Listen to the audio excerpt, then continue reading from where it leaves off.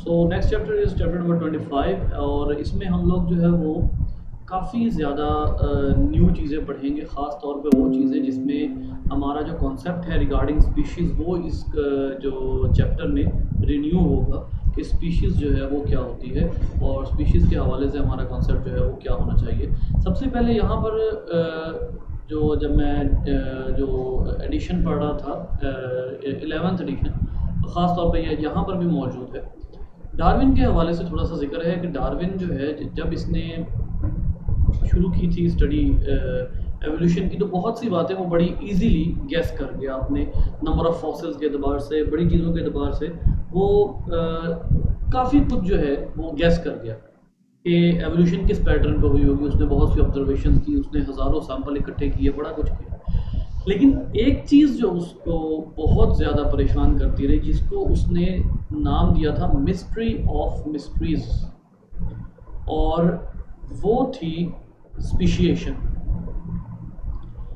Mystery of mysteries यानी speciation से मुराद क्या है? स्पीशिएशन से मुराद ये है कि एक ही स्पीशीज़ का एक या एक से ज़्यादा डिफरेंट स्पीशीज़ में कन्वर्ट हो जाना। यानी एक स्पीशीज़ है जिसको आपने डार्विन के हवाले से जो बात हमने की हुई है, डिसेंट विद मॉडिफिकेशन की जो बात की हुई है कि डार्विन के मुताबिक जो ओरिजिन जो एंसेस्ट्रल स्पीशीज़ थी वो तमाम एंसेस्ट्रल स्पीशीज़ जो हैं वो क्या हुई हैं, वो उन्होंने डिसेंड किया है, उन्होंने वो आगे मज़ीद जो है उनकी एवोल्यूशन हुई है और उनसे नई स्पीशीज़ बनती रही हैं। तो वो जो नई स्पीशीज़ बनती रही हैं वो बनी कैसे हैं? बात तो हमने कर दी, बड़ी स्ट्रेट फॉरवर्ड हमने बात कर दी कि हाँ ठीक है कि नई स्पीशीज़ बनी हैं और वो एंसेस्टर्स से ही बनी हैं, और इसी नतीजे में डार्विन ने अपना वो पॉइंट दे दिया था कि descent with modification. But how? Problem ये आता है कि ठीक है, ये बात तो हमें समझ आ जाती है कि डिसेंडेंस हुई है, लेकिन उसके पीछे क्या प्रोसेस था जिसकी वजह से हमें ये पता लगा कि इसमें डिसेंडेंस शामिल है। तो यहाँ पर अब हम जो है वो इस पूरे चैप्टर में यही चीज़ हमने डिस्कस करनी है। सबसे पहले तो जो जहन में रखनी है हमने बात, वो ये है कि इस पूरे चैप्टर में जो हमारा फोकस होगा वो ये होगा कि कौन कौन से ऐसे फिनोमिना हैं कि जिनसे गुजर के कोई एक स्पीशीज़ अपनी एंसेस्ट्रल स्पीशीज़ से डिफरेंट हो सकती है या अपनी मौजूदा स्पीशीज़ से भी डिफरेंट हो सकती है। देखिए, दो स्पीशीज़ हैं, जैसे वो दोनों स्पीशीज़ जो हैं वो एक ही इन्वायरमेंट में एग्जिस्ट कर रही हैं, लेकिन उनके दरमियान में कोई बैरियर है जिसकी वजह से उनके दरमियान में रिप्रोडक्टिव आइसोलेशन हुई है। अब रिप्रोडक्टिव आइसोलेशन की वजह से एक स्पीशीज़ पहाड़ के एक तरफ रह रही है, एक स्पीशीज़ पहाड़ की दूसरी तरफ रह रही है। इन दोनों की एलीलिक फ्रीक्वेंसी सर्टेनली डिफरेंट हैं और इन फ्यूचर वो सर्टेनली डिफरेंट होने वाली हैं। उसके नतीजे में क्या होगा कि इन दोनों स्पीशीज़ में थोड़ा बहुत फ़र्क आ जाएगा। तो ये एक सूरत हाल है जिसमें कोई सी दो स्पीशीज़ जो हैं वो एक दूसरे से अलहदा हो सकती हैं। कोई सी दो स्पीशीज़ जो हैं उनके अंदर, कोई सी दो पॉपुलेशन, उनके अंदर कोई ना कोई ऐसा जो है वो सिलसिला, कोई ना कोई ऐसा प्रॉब्लम आ सकता है जिसकी वजह से वो करंट ज़माने में हो। इस बात को इस तरह समझते हैं कि दो ऐसे ऑर्गेनिज़म जो एक ही ज़माने में रह रहे हैं और बहुत करीब करीब रह रहे हैं, लेकिन करीब रहने के बावजूद वो ऑर्गेनिज़म एक दूसरे से बहुत डिफरेंट हो रहे हैं। तो इसका मतलब ये है कि कहीं ना कहीं क्या आ रहा है, कहीं ना कहीं ऐसा फिनोमिना फॉलो हो रहा है जिसमें वो दोनों स्पीशीज़ अपनी एलीलिक फ्रीक्वेंसी इतनी चेंज कर लेते हैं कि वो डिफरेंट स्पीशीज़, हालांकि वो बज़ाहिर सेम नज़र आते हैं लेकिन वो डिफरेंट स्पीशीज़ काउंट होते हैं। इसकी एक मिसाल मैं आपको ट्री डायग्राम से देता हूँ।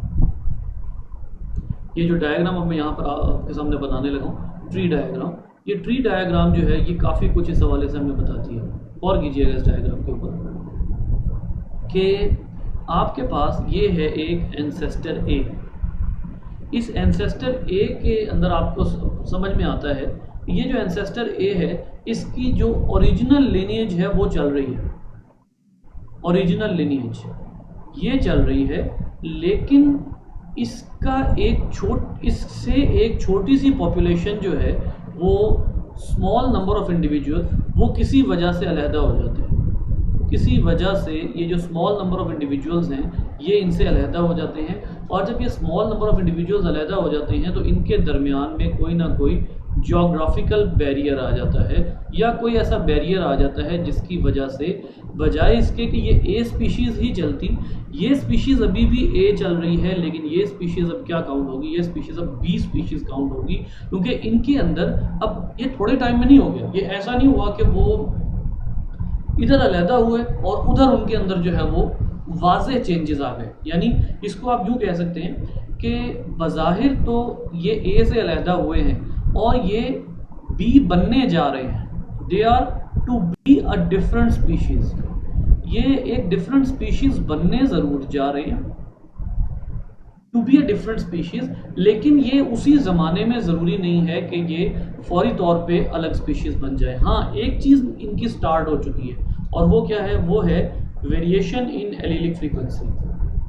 इनकी एलीलिक फ्रीक्वेंसी जो है उसमें चेंज स्टार्ट हो चुका है। इसका मतलब क्या है कि ये माइक्रो एवोल्यूशन तो शुरू कर चुके हैं, माइक्रो एवोल्यूशन तो शुरू कर चुके हैं, मैक्रो एवोल्यूशन नहीं हुई। लेकिन एक बात हमेशा जहन में रखिए कि अगर आप ये आपके जहन में आता है कि माइक्रो एवोल्यूशन हो सकती है, तो फिर ये भी आप लोग अपने जहनों में रखिए कि micro evolution can lead to macro evolution, can lead to macro evolution. क्योंकि अगर एक इतने वाजे इतने बड़े बड़े चेंज आते हैं और बहुत लंबे अरसे तक कोई सी दो पॉपुलेशन एक दूसरे से अलहदा रहती हैं, हालांकि वो सेम स्पीशीज़ है, लेकिन बहुत लंबे अरसे तक कोई सी दो पॉपुलेशन एक दूसरे से अलहदा रहती हैं, तो इसमें कोई डाउट नहीं है कि एक टाइम ऐसा आता है, चाहे वो लाखों साल बाद है, एक टाइम ज़रूर ऐसा आता है कि जिसके अंदर जो है वो इतनी वेरिएट कर जाएंगे एक दूसरे से कि आप उनको आंखों से देख के बता सकेंगे ये दोनों डिफरेंट स्पीशीज़ है, ये सेम स्पीशीज़ नहीं है।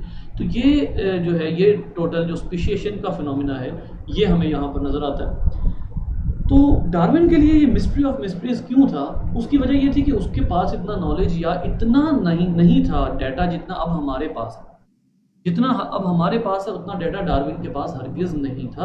और डार्विन इस हवाले से, इसी वजह से डार्विन ने कहा था कि ये मेरे लिए एक मिस्टीरियस चीज़ है कि वो क्या प्रोसेस है कि जिसके ज़रिए दो पॉपुलेशन एक दूसरे से एक ही वक्त में मौजूद दो पॉपुलेशन जब अलहदा होती हैं तो उनमें से एक की लीनिएज कुछ बना देती है, एक की लीनिएज कुछ बना देती है। एग्जाम्पल यहाँ से ले लेते हैं। फॉर एग्जाम्पल ये रेप्टाइल्स हैं, इन रेप्टाइल्स के अंदर चेंज आता है तो they are going to be the birds, और आगे जाके क्या होता है कि इनके अंदर भी इतना चेंज आता है, इन रेप्टाइल्स के अंदर एक ब्रांच और निकल आती है और पता ये लगता है कि ये जो है ये किस तरफ को मूव कर रहे हैं, ये मैमल्स की तरफ मूव कर रहे हैं। अब ये बात करीने कयास नहीं है, ये बात हमारे सोच में नहीं आ सकती। क्यों नहीं आ सकती? मेरा एवोल्यूशन से रिलेटेड पहला लेक्चर याद कीजिए, मैंने आपको कहा था कि यहाँ पर जो सबसे बड़ी चीज़ है जो हमें ये सब कुछ समझने से रोकती है वो है डीप टाइम।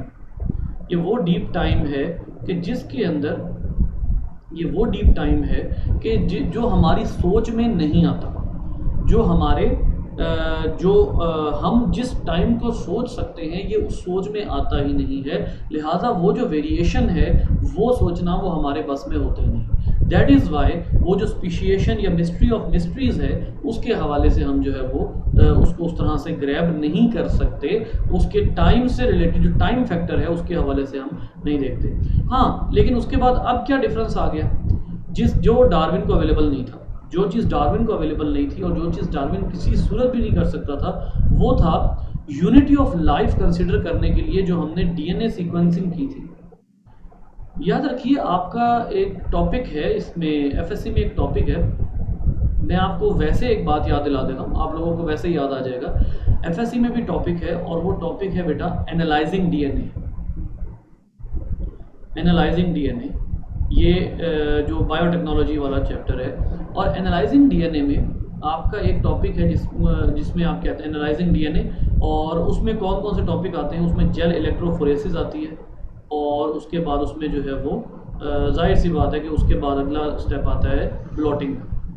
ठीक है, अब ये जो प्रोसीजर है इसमें हमें बेसिकली क्या पता लगता है, इसमें हमें बेसिकली ये पता लगता है कि जब हमारे पास ब्लॉटिंग पेपर के ऊपर डिफरेंट बैंड्स आते हैं तो ये जो बैंड है ये स्पीशीज़ ए का है, ये बैंड स्पीशीज़ बी का है, ये बैंड स्पीशीज़ सी का है, ये बैंड स्पीशीज़ डी का है। इन सब के डीएनए जो है वो एक ख़ास सीक्वेंस के साथ अपने अपने कॉलम में मौजूद होते हैं। ये जो सीक्वेंस होता है इनका, ये सीक्वेंस आपको क्या बताता है कि कौन सी स्पीशीज़ किससे सीक्वेंसिंग के एतबार से, पैटर्न के एतबार से कितनी फासले पर है। अब सवाल ये पैदा होता है कि स्पीशीज में तो मियोसिस होती है, तो हम ये कैसे गेस करते हैं कि इन दोनों में कितना फासला है। इस एक जो आपके पास शीट है इसमें दो रीजन्स होते हैं। ये ऊपर वाला जो रीजन होता है it is affected by meiosis. ये ऊपर वाला रीजन जो है ये ज्यादातर मियोसिस से इफेक्टेड होता है, लेकिन ये जो नीचे नीचे वाला रीजन होता है ना, इट इज अनअफेक्टेड, इसको असर नहीं होता। ये आम तौर पर स्पीशीज में सेम होता है और आप इसकी परसेंटेज से काउंट कर सकते हैं कि कौन सी स्पीशीज दूसरी स्पीशीज से कितनी ज़्यादा क्लोजर है। इनके अंदर एक फिनोमिना है, आप लोगों का जो ये जो यूनिवर्सिटी ऑफ एजुकेशन वाले इनसे मुखातिब हूँ, आप लोगों का एक सीनियर था और गालबन आप लोगों ने उसको मेरे साथ देखा हो जब मैं पढ़ा रहा था वहाँ पे। उसने एक काम किया था यहाँ रहकर, और वो था डीएनए बार कोडिंग। डीएनए बार कोडिंग, ये जो मैं आप लोगों को इस वक्त बता रहा हूँ टेक्निक, ये वही टेक्निक है डीएनए बार कोडिंग। आप बार कोडिंग में क्या करते हैं, आप सिमिलैरिटीज देखते हैं डीएनए में। अब ये चीज़ डार्विन के ज़माने में थी ही नहीं, सवाल ही नहीं पैदा होता कि डार्विन जो है वो ये सोच सकता कि मैं किसी ज़माने में हम लोग इस काबिल हो जाएंगे जो कि हम डीएनए को जो है उसके सिमिलैरिटीज़ को कंपेयर कर सकेंगे। ठीक है, तो ये चीज़ जो है ये अब जो है इस ज़माने में आकर अब हम इसमें कामयाब हो गए हैं और हमें बहुत अच्छे तरीके से पता लग गया है कि कौन सी स्पीशीज सम टाइम एक बात कहने में बोंगी लगती है, बिल्कुल बोंगी लगती है। फॉर एग्जांपल हम कहते हैं, एक बात हम कहते हैं, हम क्या कहते हैं कि ये जो ऑर्गेनिज्म है रेप्टाइल और बर्ड्स, इसमें बर्ड्स जो हैं वो सारे रेप्टाइल्स में सबसे ज़्यादा किससे मिलते जुलते होते हैं, क्रोकोडाइल से, सबसे ज़्यादा क्रोकोडाइल से मिलते जुलते होते हैं। अब ये एक बात जो है ये समझ में ना आने वाली है, लेकिन अगर आप सारे फैक्टर देखें ना, हम आमतौर पर क्या देखते हैं, हम आमतौर पर देखते हैं मॉर्फोलॉजिकली, और मॉर्फोलॉजिकली ये बात सोचना इम्पॉसिबल है कि बर्ड्स और क्रोकोडाइल्स का बाकी रेप्टाइल्स की निस्बत बर्ड्स और क्रोकोडाइल्स आपस में सिमिलर हो सकते हैं। हम ये चीज़ सिर्फ मॉर्फोलॉजिकली देखते हैं, लेकिन जब आप साइटोलॉजी डिस्कस करते हैं, जब आप जेनेटिक्स डिस्कस करते हैं, जब आप डीएनए बारकोडिंग डिस्कस करते हैं, तो आपको पता लगता है कि हैरत अंगेज मुशाबिहत है फिजियोलॉजी बर्ड्स और क्रोकोडाइल्स की। तो अब ये एक बड़ी मिस्टीरियस सी चीज़ है।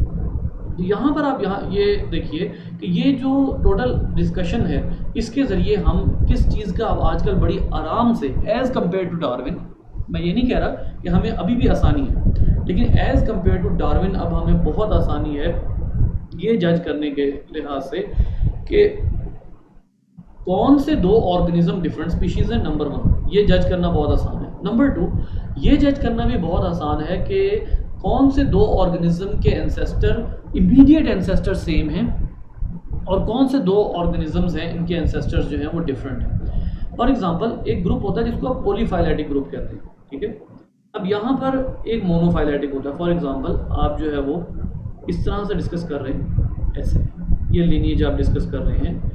अगर आप टेक्सोनॉमी पढ़े ना, सिस्टमैटिक्स पढ़े, तो इसको आप कहते हैं डाइकोटमी।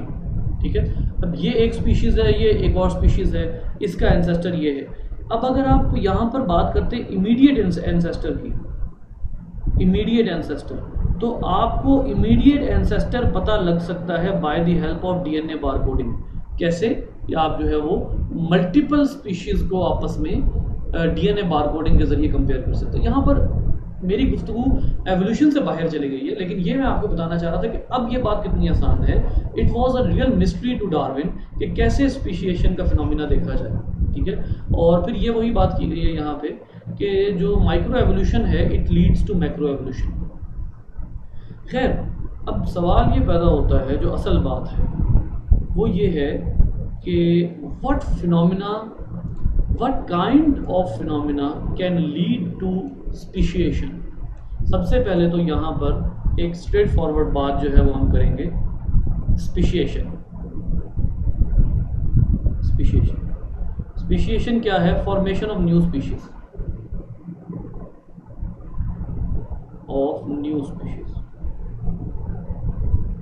अब ये कैसे हो रहा है? ठीक है, तो हमने अभी तक वो फिनोमिना नहीं पढ़ा जिसके ज़रिए नए से नई स्पीशीज़ बनती हैं। हमने वो फिनोमिना नहीं पढ़ा, लेकिन वो तमाम फिनोमिना पढ़ने से पहले हम देख लेते हैं बेटा कि स्पीशीज़ की डेफिनेशन क्या होती है।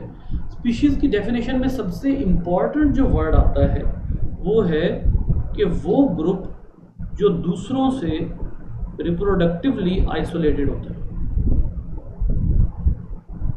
अगर आप इसको अपनी लोअर क्लासेस के हवाले से बात करें ना, तो हम लोअर क्लासेस में हमेशा यही पढ़ते आए हैं कि वो उन ऑर्गेनिजम्स का ग्रुप जो अपने जैसे जो है वो अपने जैसे उनसे कहें आप यूँ कह लें कि अपने जैसे ऑफस्प्रिंग्स पैदा कर सकें और अपने ग्रुप के अलावा किसी भी दूसरे ऐसे ग्रुप से रिप्रोडक्टिवली आइसोलेटेड हो। ये वर्ड बहुत गौरतलब है, ये बहुत गौरतलब वर्ड है। और अब हम इसी को कैरी करेंगे व्हाट, या आप यूँ कह लीजिए कि how can there be reproductive isolation. किसी भी तरह रिप्रोडक्टिव आइसोलेशन कैसे हो सकती है?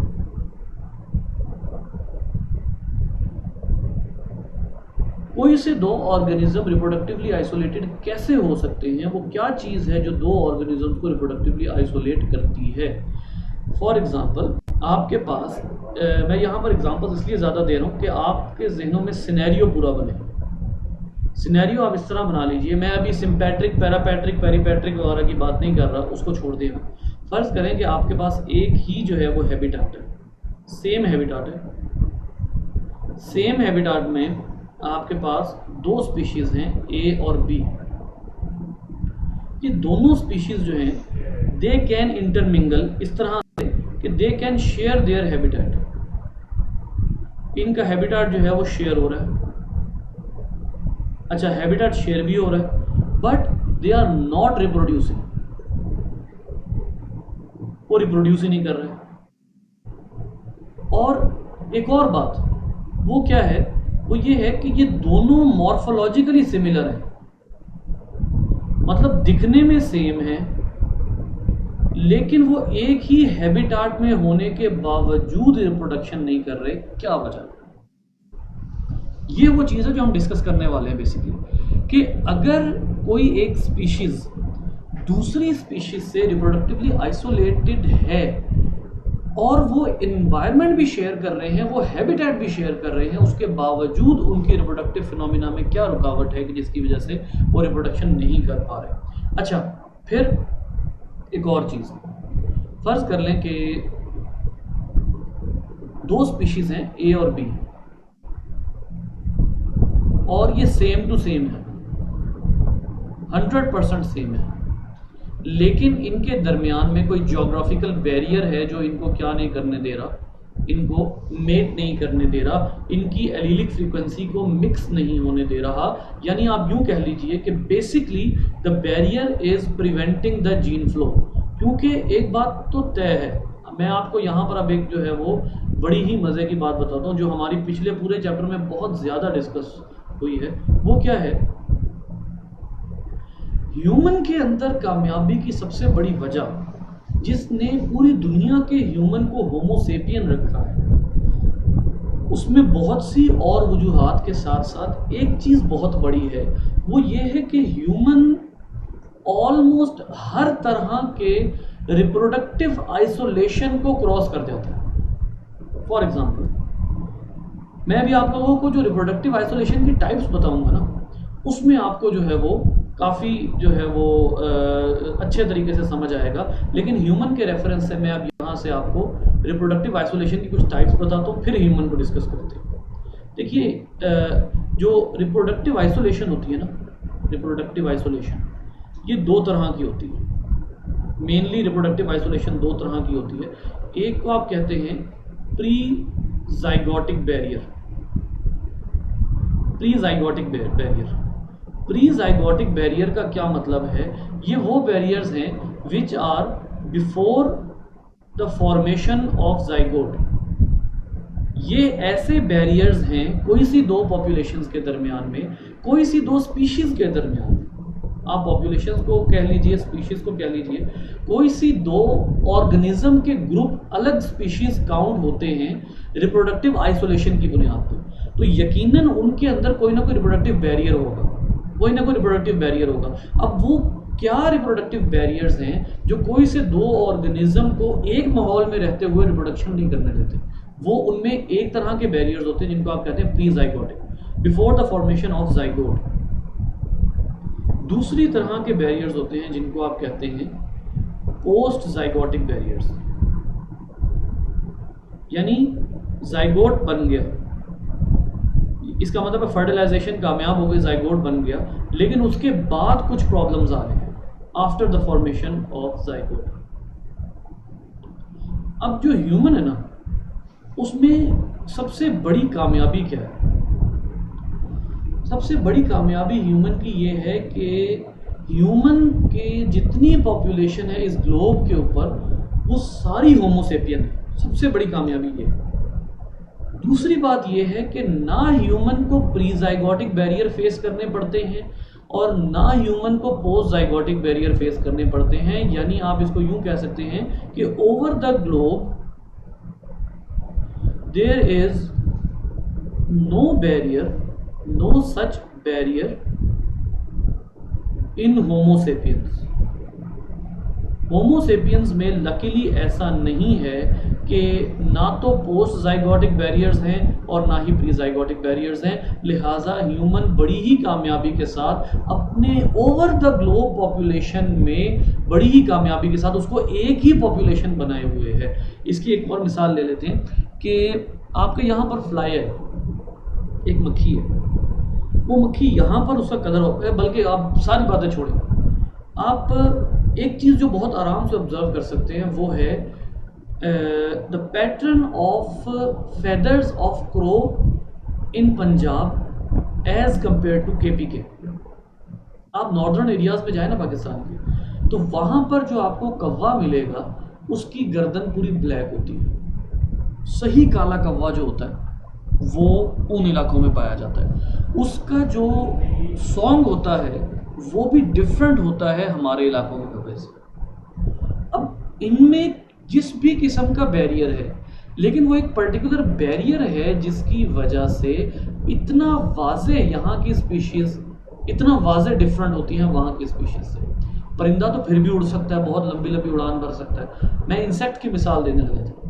अब बहुत से जीन्स यहाँ की फ्लाइज और किसी दूसरे मुल्क की फ्लाइज में डिफरेंट हो सकते हैं और उनमें वो जो डिफरेंट स्पीशीज होने का इम्कान है वो ज़्यादा हो सकता है। उसकी वजह क्या है? क्योंकि उनके अंदर जीन फ्लो इस कदर कम है या रिप्रोडक्टिव बैरियर्स इतने ज़्यादा हैं कि वो दो स्पीशीज़ मुल्क को क्रॉस करके आपस में रिप्रोडक्शन नहीं कर सकते। लिहाजा they are strictly reproductively isolated और इस वजह से उनके आगे मज़ीद स्पीशीज़ बन जाने में ज़्यादा इम्कानात हैं as compare to other organisms. ठीक है, तो ये जो प्री जाइगोटिक या पोस्ट जाइगोटिक बैरियर्स हैं उनमें कई तरह के बैरियर्स होते हैं। अब हम यहाँ से देखेंगे कि वो कौन से बैरियर्स हैं जिनको ह्यूमन क्रॉस कर जाता है लेकिन बाकी ऑर्गेनिज्म क्रॉस नहीं कर सकते। यहाँ पर मैं आप लोगों को ये बात ज़रूर कहूँगा बेटा कि ये जो टेबल है ना, फिगर नंबर 24.3, आप सब लोगों ने लाजमन देखना। बुक ओपन कीजिएगा और बुक ओपन करके लाजमन ये जो आपके सामने 23.4 टेबल मौजूद है, ये लाजमन आप लोग देखिएगा। इस टेबल में देखिए दोनों तरह के बैरियर्स डिस्कस हुए हैं। एक है प्री जाइगोटिक बैरियर्स और अगर आप अगले पेज पर देखते हैं तो ये पोस्ट जाइगोटिक बैरियर्स है। ये भी प्री जाइगोटिक है, गैमेटिक आइसोलेशन। तो यहाँ पर सबसे पहले आप गौर कीजिए इस बॉक्स के ऊपर। इससे पहले के जो है ना फैक्टर, इनमें नो मेटिंग अटेम्प्ट है, इनमें मेटिंग अटेम्प्ट ही नहीं हुई। इसका मतलब ये है कि कुछ प्री जाइगोटिक बैरियर ऐसे होते हैं कि जिनमें मेटिंग अटेम्प्ट ही नहीं होती। ऑर्गेनिज्म अपने किसी भी रिस्पॉन्स की वजह से मेटिंग को अटेम्प्ट कर ही नहीं सकते। लिहाजा उनका तो रिप्रोडक्टिवली आइसोलेटेड होना लाजमन होता है। जैसे फॉर एग्जांपल ये देखिए, कुछ ऑर्गेनिज्म इस वजह से मेटिंग नहीं अटेम्प्ट कर सकते कि उनके हैबिटाट डिफरेंट होते हैं। अब यहाँ पर वो क्या कहता है कि एक ही एरिया है, सेम एरिया है लेकिन हैबिटाट डिफरेंट है, जिसकी वजह से ये जो दो किस्म के आपके सामने फ्लाइज हैं, ये और ये दोनों रिप्रोडक्टिवली आइसोलेटेड हैं। हालांकि ये दोनों इतनी क्लोज स्पीशीज हैं, ये देखिए, ये है रेगुलेटिस पोमोनेला और ये है रोगोलेटिस मेंडेक्स।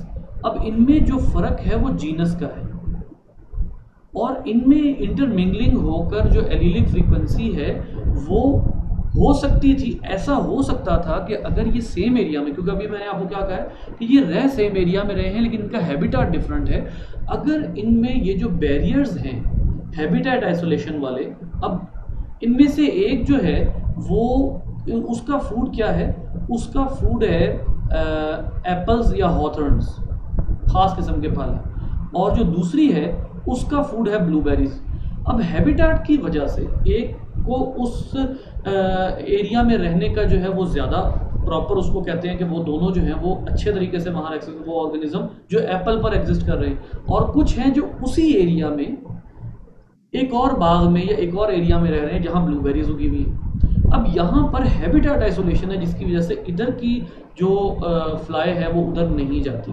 अब ये जो है ये रिप्रोडक्टिव बैरियर है, जिसकी वजह से इनके अंदर जो आ रहा है वो सिर्फ जीनस का डिफरेंस आ रहा है। अगर ये इंटरमिंगलिंग कर रहे हैं तो ये एक स्पीशीज जो है वो बना सकते थे, एक different species, but they could not. और अब ये दोनों जो हैं, क्योंकि ये इतने डिफरेंट हैं, दोनों के हैबिटेट डिफरेंट है, लिहाजा अब ये अलग अलग स्पीशीज के तौर पे काउंट होते हैं, क्योंकि अलग अलग हैबिटेट होने की वजह से इनके ऊपर सिलेक्शन प्रेशर भी डिफरेंट है, लिहाजा अब ये इंटरमिंगल भी नहीं होते, ये रिप्रोडक्टिवली आइसोलेटेड है हैबिटेट सिलेक्शन की वजह से। इसका मतलब है मेटिंग अटेम्प्ट ही नहीं कर सकते। नेक्स्ट आ जाइए, टेम्पोरल आइसोलेशन, ये सबसे ज़बरदस्त है, और ये क्या है, इसको आप कहते हैं सीजन। टेम्पोरल का मतलब वर्ड जहां पर भी आता है इसका मतलब होता है टाइम। दो ऑर्गेनिज्म ऐसे हैं उनका मेटिंग का टाइम ही डिफरेंट है। मैंने आपको कहा ना कि अभी इस वक्त जो हम पढ़ रहे हैं ये वो वाले बैरियर्स हैं जो बिफोर मेटिंग है, जिसमें ऑर्गेनिज्म मेटिंग की अटेम्प्ट ही नहीं करता। ठीक है, ये वो वाले बैरियर्स हैं प्री जाइगोटिक। अब अगर आप इसको जो है वो प्री जाइगोटिक को भी आगे डिवाइड करें तो इसके भी दो बनेंगे। इसको आप कहेंगे without mating attempt, without mating attempt. Pre zygotic में एक ये भी बैरियर्स हैं, और उसके बाद प्री जाइगोटिक में आफ्टर मेकिंग अटेम्प्ट हुई लेकिन उसके बाद जाइगोट ना बन सका। ठीक है, तो ये दोनों बैरियर्स यहाँ मौजूद हैं। और कीजिए, टेम्पोरल आइसोलेशन में दो ऑर्गेनिज्म हैं जिनका सीजन ही डिफरेंट है मेटिंग का, या वो वाले जो है वो ऑर्गेनिज्म जिनमें से एक का मेटिंग टाइम जो है वो उसका जो क्यू है, उसका जो सिग्नल है वो तुलू आफ्ताब है, दूसरे का सिग्नल गुरूब आफ्ताब है। अब ये दोनों रिप्रोडक्टिव बैरियर्स टिका गया है, इनका रिप्रोडक्टिवली आइसोलेटेड है। एक डायरनल है, एक नॉक्टर्नल है। क्या करेंगे आप? वो दोनों जो है वो एक ही एरिया में रहते हुए अभी भी मेट नहीं कर सकते। ये रिप्रोडक्टिवली आइसोलेटेड है और सर्टनली अलग स्पीशीज बनाएंगे। ये देखिए यहाँ पर जो इन्होंने दिया हुआ है स्पॉटेड स्कंक, स्पाइलोगेल ग्रेसिलिस, और ये स्पाइलोगेल पिटोरियस। ठीक है, अब ये दोनों जो हैं, इन दोनों के दरमियान में फ़र्क है। ठीक है, और ये जो है भी मैमल, छोटा मोटा ऑर्गेनिज्म भी नहीं है। यहाँ तो फिर भी फ्लाई थी, ये है भी मैमल। आमतौर पे हमारे ज़हनों में आता है कि ज़्यादातर एग्जांपल जो है वो इंसेक्ट की या प्लांट्स की दी जा रही हैं, लेकिन ये है भी मैमल। और मैमल होने के बावजूद इनके अंदर जो है ये जो क्यू डिपेंडेंस है ये बहुत ज़्यादा है, जिसकी वजह से ये ऑर्गेनिज्म नहीं कर सकते मेट। ये भी बिफोर अटेम्प्ट मेकिंग है। फिर बिहेवियरल आइसोलेशन है, जिसमें कोर्टशिप रिचुअल्स आ जाते हैं। भाई एक स्पीशीज़ है या एक परिंदा है, एक स्पीशीज़ है, वो दूसरी स्पीशीज़ से इसलिए रिप्रोडक्टिवली आइसोलेटेड है, वो इसलिए दूसरी स्पीशीज़ से जो है वो नहीं मेटिंग कर सकती, क्योंकि उसकी जो फीमेल है, स्पीशीज़ ए की जो फीमेल है, जो गिफ्ट उसको पसंद है, जो मेल में कैरेक्टर उसको पसंद है, वो दूसरी स्पीशीज़ में दूर दूर तक नहीं है। ये कल भी बात हुई थी। जिसकी वजह से सवाल नहीं पैदा होता कि वो जो फीमेल है वो मीटिंग के लिए तैयार हो, लिहाजा ये रिप्रोडक्टिवली आइसोलेटेड होते हैं। कोर्टशिप रिचुअल्स, ये रिचुअल्स हैं। रिचुअल्स किनको कहते हैं? रसूमात को। अब एक में रसूमात डिफरेंट है, दूसरे में डिफरेंट है स्पीशीज। अब यहाँ पे जो है वो एक वाज़े रिप्रोडक्टिव बैरियर हो जाता है, लिहाजा वो मेटिंग भी नहीं कर पाते। ये 3 बैरियर्स हैं जो मेटिंग से भी पहले हैं, मतलब मेटिंग अटेम्प्ट भी नहीं हुई। Number 1 habitat isolation, number 2 temporal isolation, time की आइसोलेशन, और नंबर 3 बिहेवियरल आइसोलेशन। अब आइए नेक्स्ट के ऊपर कि मेटिंग अटेम्प्ट हुई लेकिन मैकेनिकल आइसोलेशन, इसको आप किस तरह कहेंगे? मैकेनिकल आइसोलेशन वो आइसोलेशन है जिसमें बैरियर्स हैं। Mechanical isolation, barriers between egg and sperm, egg and sperm, काफ़ी ज़्यादा बैरियर्स हैं जिसकी वजह से जो mating is attempted but morphological differences prevent it's successful completion. और ये बहुत ज़्यादा है, बहुत ही ज़्यादा है। यहाँ पर उन्होंने स्नेल्स दिखाए हुए हैं। इन स्नेल्स में एक का जो शेल पैटर्न है वो क्लॉकवाइज है, ये क्लॉकवाइज है और इसका एंटी क्लॉकवाइज है, ठीक है। तो लेकिन ये है कि दोनों के जो रिप्रोडक्टिव ऑर्गन्स हैं वो भी डिफरेंट है, वो भी उनके भी इन दोनों के रिप्रोडक्टिव ऑर्गन्स जो हैं वो एक दूसरे के अगेंस्ट आते ही नहीं है, लिहाजा ये जो है वो ये इनके आते तो हैं लेकिन इनका जो स्पर्म है वो एग तक नहीं पहुंच पाता।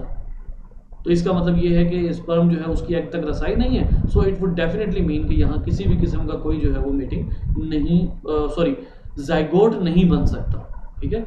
नेक्स्ट आ जाइए गैमेटिक आइसोलेशन। मैं आपको एक और बात बताता हूँ, बहुत से ऐसे एनिमल्स हैं जिनको अगर आप एक इन्वायरमेंट में रख के मीटिंग करवाएं भी तब भी सवाल नहीं पैदा होता कि उनका जो जाइगोट है, उनका जो एग है वो फर्टिलाइज हो, क्योंकि सम टाइम उनका जो बॉडी टेम्परेचर वगैरह होता है या बॉडी का जो स्ट्रक्चर, इंटरनल स्ट्रक्चर होता है, वो इस बात की इजाज़त नहीं दे रहा होता कि स्पर्म एग तक पहुंच सके। इसमें आप गैमेटिक आइसोलेशन की बात करते हैं। हाँ जी, ये वही बात है। अच्छा, दूसरे ऊपर वाला थोड़ा सा डिफरेंट होगा। ऊपर वाले में क्या है? Morphological differences prevents it's successful completion नहीं हो सकी। मैकेनिकल में कंप्लीशन है, जो गैमेटिक है उसके अंदर स्पर्म और एग नहीं पहुंच पा रहे, ठीक है। ये नहीं, सॉरी, ये गैमेटिक है, इसमें स्पर्म नहीं पहुंच पा रहे और स्पर्म का ना पहुंचना जो है इसकी वजह से जो रिप्रोडक्टिव बैरियर्स हैं और ये ऑर्गेनिज्म चाहे मेटिंग अटेम्प्ट कर भी लें लेकिन इनको जो है वो इनके नए ऑर्गेनिज्म बन ही नहीं सकते, लिहाजा कोई इसमें वो सवाल नहीं पैदा होता कि नया जो ऑर्गेनिज्म है वो बने और नई स्पीशीज़ वजूद में आए या इनको सेम स्पीशीज़। देखिए, हम आमतौर पे क्या करते हैं कि रिप्रोडक्टिव आइसोलेशन हो गई तो वो स्पीशीज़ डिफरेंट हो गई, ये स्पीशीज़ डिफरेंट है, दूसरी स्पीशीज़ डिफरेंट है। अगर वो दोनों मेट कर लेते हैं और उनके बच्चे नहीं पैदा होते तो स्पीशीज़ की डेफिनेशन में एक कंडीशन रिप्रोडक्टिव आइसोलेशन है, लेकिन उससे पहले एक कंडीशन आती है जिसमें हम कहते हैं कि दे प्रोड्यूस फर्टाइल ऑर्गेनिज्म। फर्ज करें वो मीटिंग अटेम्प्ट कर लेते हैं लेकिन वो ऑर्गेनिज्म नहीं पैदा कर सकते, इसका मतलब है उनकी स्पीशीज़ डिफरेंट है। आप उसकी स्पीशीज़ को डिफरेंट ही कहेंगे चाहे वो मीटिंग अटेम्प्ट कर ही क्यों ना ले। तो यहाँ से एक और बात पता लगती है कि रिप्रोडक्टिव आइसोलेशन में ये ज़रूरी नहीं है कि वो मेटिंग भी नहीं अटेम्प्ट कर रहे हैं, लेकिन ये ज़रूरी है कि वो फर्टाइल ऑर्गेनिज्म पैदा कर सकें। अगर वो फर्टाइल पैदा नहीं कर रहे तो वो सेम स्पीशीज़ नहीं है। अच्छा, इसके बाद आ जाइए जी नेक्स्ट। यहाँ तक बेटा क्लियर है? मुझे ज़रा बता दीजिए क्वेश्चन है कि नहीं, क्योंकि मैं काफ़ी देर से बोल रहा हूँ और क्वेश्चन कोई नहीं मैंने आपको करने दिया जी।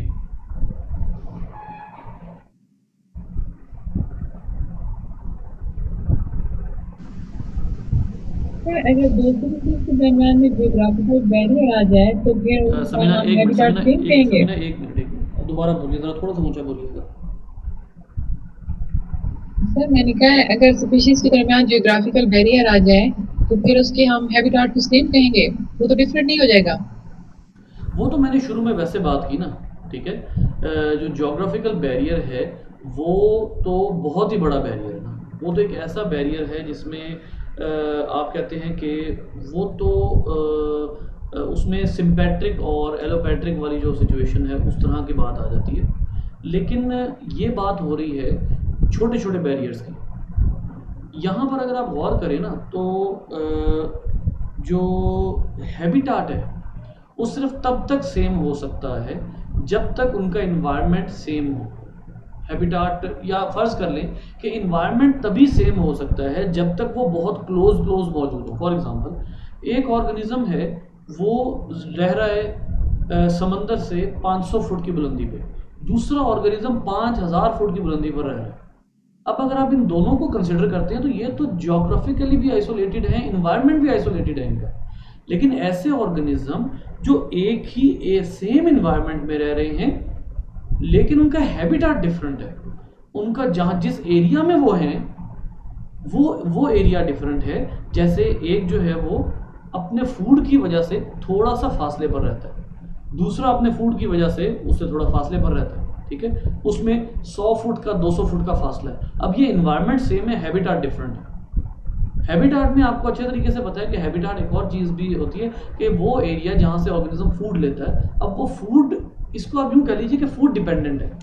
अब अगर वो सेम इन्वायरमेंट में भी होंगे लेकिन फूड डिपेंडेंट होंगे तो इसका मतलब है कि वो रिप्रोडक्टिवली आइसोलेटेड रहेंगे। जी बेटा।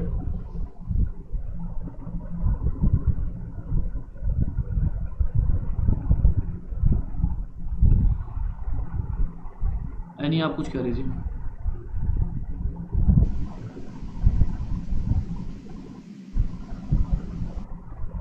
यानी आपकी आवाज़ नहीं आई बेटे मुझे।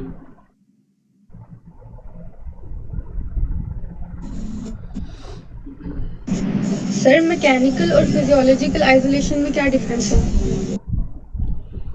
जो फिजियोलॉजिकल आइसोलेशन है ना, उसमें एक चीज़ और भी आ जाती है, जैसे बॉडी टेम्परेचर है। इसमें नहीं, इसमें आप बेसिकली ना, मैं अब आपको एक और बात बताता हूँ। मैकेनिकल का ताल्लुक फिजियोलॉजिकल से इसलिए नहीं होगा क्योंकि फिजियोलॉजिकल आइसोलेशन जो है वो वही आइसोलेशन है ऑलमोस्ट जो गैमेटिक आइसोलेशन है। फॉर एग्जांपल एक ऑर्गेनिज्म का स्पर्म जो है वो कम टेम्परेचर पर सर्वाइव करता है, लेकिन वो एक ऐसे ऑर्गेनिज्म से मेट कर लेता है जिसके जो रिप्रोडक्टिव ट्रैक्ट है उसका जो टेम्परेचर है वो ज़्यादा है। ऐसी सूरत में कभी भी नहीं हो सकता कि वो स्पर्म जो है वो वहाँ तक पहुँचे। अब ये एक फिजियोलॉजिकल डिफरेंस है, ये एक फिजियोलॉजिकल डिफरेंस है। इसका ताल्लुक गैमेटिक से तो ज़रूर होगा, लेकिन जो मैकेनिकल है उसमें ज़्यादातर वो चीज़ें आएंगी जिनका ताल्लुक मॉर्फोलॉजी या अनाटॉमिकल स्ट्रक्चर से होता है। जैसे शेप ऑफ यूट्रस है, शेप ऑफ वेजाइनल ट्रैक्ट है, शेप ऑफ ओविडक्ट है, सीलिया का मौजूद होना, ये थोड़ा बहुत मैकेनिकल में आ जाते हैं। फिजियोलॉजिकल में बॉडी फिजियोलॉजी मैटर करती है। उस एरिया में वाइट ब्लड सेल्स अगर हैं जो फौरी तौर पे उसको ख़त्म कर सकते हैं, या उस एरिया में टेम्परेचर ऐसा है, या वो एरिया उसमें जो रिप्रोडक्टिव ट्रैक्ट है उसमें उसके अंदर जो है वो एसिडिटी इतनी ज़्यादा है, तो ये सारा कुछ ये फिजियोलॉजिकल आ जाता है।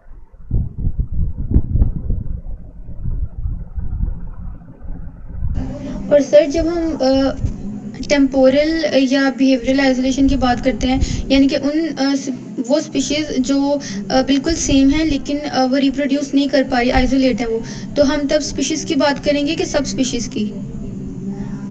अभी इस फिलहाल सिर्फ रिप्रोडक्टिव आइसोलेशन तक रहे, क्योंकि जब आप सब स्पीशीज़ पे आ जाते हैं ना तो उसमें काफ़ी कॉम्प्लिकेशंस आ जाती हैं। क्योंकि ये बात आपकी ठीक है कि सब स्पीशीज़ में बिहेवियरल आइसोलेशन एग्जिस्ट करती है, मतलब वो एरिया, उनका एरिया सेम है या डिफरेंट है इससे मैटर नहीं करता। मैटर ये कर रहा होता है कि बाज़ औक़ात सब स्पीशीज़ में जो इन्वायरमेंटल क्यू होता है वो डिफरेंट होता है।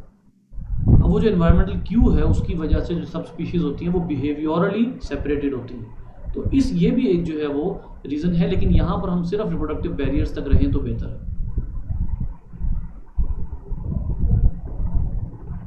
फ़िलहाल इसको आगे नहीं लेकर जाते, फ़िलहाल इसको ना सुपर स्पीशीज़ डिस्कस करते हैं, ना सब स्पीशीज़, ना सिबलिंग स्पीशीज़, थोड़ा सा इसको स्टेप बाय स्टेप लेकर चलते हैं। जी बेटा। लें जी, इसके बाद जो है वो आप यहाँ तक आपकी डिस्कशन हो गई किस हवाले से कि आपकी कौन कौन से प्री जाइगोटिक, पोस्ट जाइगोटिक, ले जी बन गया, जाइगोट बन गया, लेकिन अब वो जाइगोट जिंदा नहीं रह पा रहा। नो वायबिलिटी, वो जाइगोट जिंदा नहीं रह पा रहा। अब उसमें क्रोमोसोमल रीज़न भी हो सकती है, उसमें जेनेटिकल रीज़न भी हो सकती है, उसमें आप यूँ कह लीजिए कि जेनेटिकल हो गई, क्रोमोसोमल हो गई, उसमें हार्मोनल रीज़न हो सकती है, ठीक है। उसके अंदर जो है वो डेवलपमेंटल रीज़न हो सकती है कि एक की जो क्लीवेज है वो किसी तरह से है, दूसरे में जो क्लीवेज आती है वो किसी तरह आती है। अब डेवलपमेंट जब होती है, दो डिफरेंट स्पीशीज़ जब रिप्रोड्यूस करेंगी, अब इनके अंदर जो मेथड होगा क्लीवेज का वो डिफरेंट है, उनके अंदर जो मेथड होगा वो डिफरेंट है। मीजोडर्म एक्टोडर्म की फॉर्मेशन तमाम ऑर्गेनिज्म में सेम नहीं होती। अब ये वायबिलिटी का इसके ऊपर सवालिया निशान बन जाता है कि वो जिंदा रहेगा या नहीं। यानी इसका मतलब है, आप ये कहेंगे कि वायबिलिटी का मतलब है कि इट वुड रिमेन अलाइव और नॉट। तो the genes of different parent species में interact in ways that impair the hybrids development और सर्वाइवल। वो चाहे पैदा भी हो जाए लेकिन उसका सर्वाइवल पॉसिबल नहीं रहता, ठीक है। तो एक तो ये होता है। दूसरी चीज़ क्या है, reduced hybrid fertility. Organism born हो गया, पैदा हो गया, लेकिन जो हाइब्रिड बना है, इन दो स्पीशीज़ जिनके बारे में हम कह रहे थे कि वो रिप्रोडक्टिवली आइसोलेटेड हैं, लेकिन उनके जो है वो मेटिंग पॉसिबल हो जाती है और वो जो है वो नया ऑफस्प्रिंग प्रोड्यूस कर देते हैं, लेकिन वो ऑफस्प्रिंग हाइब्रिड होता ही नहीं है। फॉर एग्जांपल खच्चर है, म्यूल है, वो फर्टाइल नहीं होता। खच्चर जो है वो फर्टाइल नहीं होता, ठीक है। हाइब्रिड तो हो गया लेकिन वो फर्टाइल नहीं होता। अब फर्टिलिटी का मतलब ये है कि क्योंकि वो ऑफस्प्रिंग नहीं प्रोड्यूस कर रहा, लिहाजा वो स्पीशीज नहीं है। वो स्पीशीज नहीं है क्योंकि मैंने आपको शुरू में ही कह दिया था कि ऑफस्प्रिंग प्रोड्यूस करना अपने जैसे ये भी एक शर्त होती है। लिहाजा वो इसको आप कहेंगे कि ये पोस्ट जाइगोटिक बैरियर है, इसके आगे स्पीशीज चल ही नहीं सकती, लिहाजा ऑफस्प्रिंग प्रोड्यूस करना ज़रूरी है। और यहाँ हाइब्रिड जो है वो इनफर्टाइल है, ठीक है। इसमें म्यूल है। अब उसके बाद आ जाइए, नेक्स्ट क्या है, हाइब्रिड ब्रेकडाउन। फ़र्ज़ कर लिया, यहाँ पर ये बड़ी ज़बरदस्त एग्जांपल है और ये मुझे खुद जो है वो फर्स्ट टाइम पता लगी कि हाइब्रिड ब्रेकडाउन, बाज़ वक़्त हाइब्रिड फर्टाइल होता है लेकिन कुछ नस्लों के बाद जाके किसी वजह से उस हाइब्रिड की फर्टिलिटी स्टेरिलिटी में कन्वर्ट हो जाती है, यानी कि वो भी फर्टाइल नहीं रहता। पहले फर्टाइल था, जब वो पैदा हुआ उसने एक नस्ल जो है उसने उसमें मेटिंग की, लेकिन उसके बाद जो है वो आगे वो स्टेराइल हो गया, वो अब मजीद जो है वो प्रोड्यूस नहीं कर पा रहा। ऐसी सूरत में भी चंद ऑर्गेनिज्म प्रोड्यूस होंगे, बाकी मर जाएंगे। या यूँ कह लीजिए कि उसकी पॉपुलेशन नहीं बन सकेगी ना। असल बात तो ये है कि वो स्पीशीज़ के तौर पे उभर के तो आए, नया बनने वाला। जब नया बनने वाला स्पीशीज़ के तौर पे उभर के नहीं आ रहा तो इसका मतलब है ना ये स्पीशीज़ बन सकती है और ये दोनों ऑर्गेनिज्म जो कि जिनके ऑफस्प्रिंग में प्रॉब्लम आ रही है, डेफिनेटली ये जो ऑर्गेनिज्म है ये भी डिफरेंट स्पीशीज़ है। तो ये चंद क्राइटेरियाज हैं, इनकी बेस पे अगर एक ऑर्गेनिज्म का जो है वो ऑफस्प्रिंग पैदा हो भी जाता है, अगर एक ऑर्गेनिज्म का ऑफस्प्रिंग पैदा हो भी जाता है और वो कुछ अर्सा फर्टाइल भी रहता है लेकिन उसके बाद वो स्टेराइल हो जाता है, तो इसका मतलब ये है कि बहरहाल वो जो पहले ऑर्गेनिज्म थे वो सेम स्पीशीज नहीं थे। ये एक निशानी हो सकती है, ये एक कसौटी हो सकती है जिस पे आप परख सकते हैं कि अगर तो वो नस्ल चली तो फिर तो उनको आप ये कहेंगे कि वो सेम स्पीशीज हो सकते थे, लेकिन अगर वो नस्ल नहीं चली और कुछ अरसे बाद जाके वो स्टेराइल हो गई है तो वो सेम स्पीशीज नहीं थे। बेसिकली वो ऑर्गेनिज्म जो थे वो बाय चांस मेट कर गए, लेकिन उनके जो ऑफस्प्रिंग थे उनके अंदर कुछ अर्सा फर्टिलिटी रही, उसके बाद स्टेराइल हो गए। तो ये भी सेम स्पीशीज़ काउंट नहीं होंगे, ये भी रिप्रोडक्टिव आइसोलेशन में काउंट होंगे। और इसमें बहुत सी एग्जांपल्स आ जाती हैं, बहुत से ऐसे डॉग्स हैं, क्योंकि इस वक्त बहुत ज़्यादा डॉग्स ऐसे हैं जो कि हाइब्रिड हैं, बहुत कम हैं जो हम जिनको जानते हैं जो कि बाकायदा स्पीशीज़ हैं, ज़्यादातर हाइब्रिड्स हैं। उनमें हाइब्रिड्स में बहुत से ऐसे हैं जो स्टेराइल हैं, लेकिन कुछ ऐसे भी हैं जैसे डॉग और वुल्फ का जो हाइब्रिड है जर्मन शेफर्ड, ये फर्टाइल होता है लेकिन एक दो नस्लों तक। मैं आपको इसके इत्तफाकन एक बात बताता हूँ, मेरे ज़हन में आ गई। ये जो ब्रॉयलर है, ब्रॉयलर 3 नस्लों तक ऑफस्प्रिंग प्रोड्यूस कर सकता है, उसके बाद नहीं कर सकता। अब वो क्या फिजियोलॉजिकल चेंज है जो तीसरी नस्ल में आता है जाके, वो एक और चीज़ है, लेकिन इसको मार्केट टैक्टिक के तौर पे यूज़ किया जाता है। जिनके पास मदर फ्लॉक है वो सिर्फ 2 कंट्रीज़ हैं, अमेरिका और इंग्लैंड, और वो मदर फ्लॉक जो है वो उनको करवाते रहते हैं, वो उनको मेट करवाते रहते हैं। लेकिन बाकी ममालिक में और ख़ास तौर पे पाकिस्तान में वो दूसरा फ्लॉक भेजते हैं जो सिर्फ एक बार मेट करके अगली नस्ल पैदा कर सकता है, उसके बाद नहीं पैदा कर सकता। वो वाला फ्लॉक भेजते हैं जो एक बार कर चुका होता है, अब उसके बाद एक बार चांस होता है, अब थर्ड टाइम वो नहीं कर सकता। तो इस तरह से इसको मार्केट टैक्टिक के तौर पर भी, या इसको यूँ कह लें कि काबू रखने के टैक्टिक के तौर पर भी यूज़ किया जाता है। लेकिन ये एनिमल में भी एग्जिस्ट करता है कि वो दो सेम स्पीशीज़ नहीं थी, उनका हाइब्रिड बन गया, लेकिन अब वो तीसरी नस्ल में जाके उसमें क्या आ गया है, उसमें हाइब्रिड, क्या नाम दे रहे हैं वो यहाँ पे इसको, हाइब्रिड ब्रेक डाउन आ गया, कि वो हाइब्रिड ब्रेक डाउन कर जाता है। इसी तरह डॉग्स में भी है। तो ये जो चीज़ें हैं, ये वो फैक्टर हैं जिनकी वजह से आप ये कहते हैं कि कोई सी दो स्पीशीज़ रिप्रोडक्टिवली आइसोलेट क्यों होती है। क्योंकि अभी तक हमने ये बात ध्यान रखें, हमने अभी तक ये नहीं पढ़ा कि स्पीशिएशन क्यों होती है, एक स्पीशीज से दूसरी स्पीशीज क्यों बनती है, ये हमने नहीं पढ़ा। पहले हमने अभी सिर्फ ये अंडरस्टैंड किया है कि कोई सी दो स्पीशीज रिप्रोडक्टिवली आइसोलेट क्यों होती है, रिप्रोडक्टिवली एक दूसरे से अलग क्यों होती है। बाकी बात तो बाद में जाके आएगी कि उनके अंदर जो है वो आगे वो क्यों नहीं, वो स्पीशीज क्यों बनती है, वो बात की बात है। जी बेटा, सवाल आता है जी।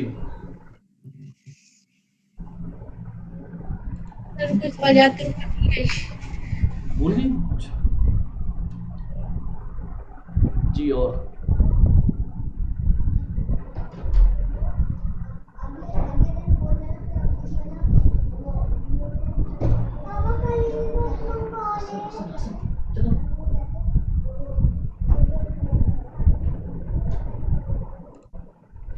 नो क्वेश्चन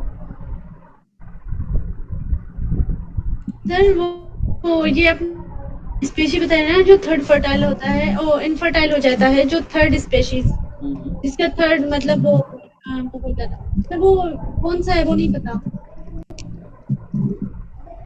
ये जो ब्रॉयलर आप खाते हैं चिकन, उसकी बात कर रहा हूँ।